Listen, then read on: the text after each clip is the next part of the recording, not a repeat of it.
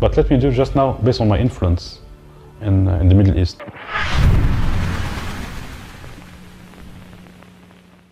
So being a North African, like an Egyptian, it wasn't always easy because I didn't know where to fit in.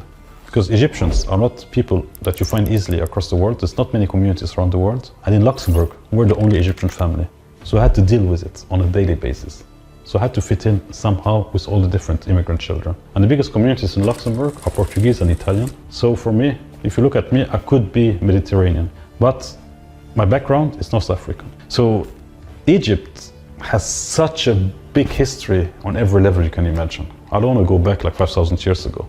Okay, just like look back 100 years ago, to had one of the biggest film industries in the world. Even until today, it's still considered the Hollywood of the Arab world. So all the biggest stars, they come from Egypt, as well as music and literature. And all this, I'm trying to put it as well in my films. One of my latest films, where the story is set around an Egyptian DJ who comes to Europe and who lands by mistake in a small country called Luxembourg. The film is called Sawah. Why I decided to make this film? Because this film had every element that I really wished I could see as an audience in the film. I wanted to tell a story that is very personal to myself.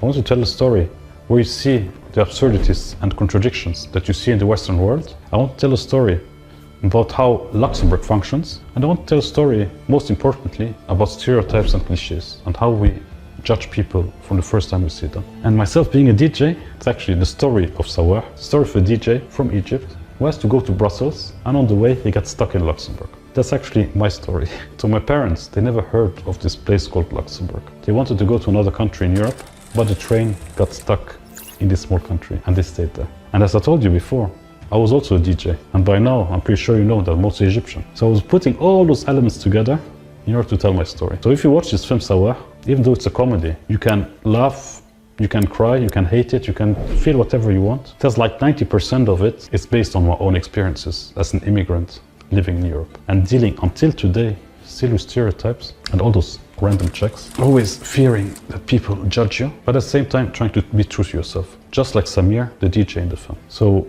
that was today's lesson. One thing where I'm really happy that I managed to do with this film is I managed to travel around the world.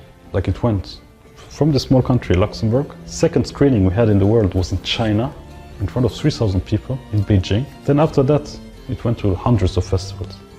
And it was all before COVID. So I was very, very lucky that I could travel a lot, get to present the film to all those different audiences. And everyone from China all the way to the US, they could relate to our main character.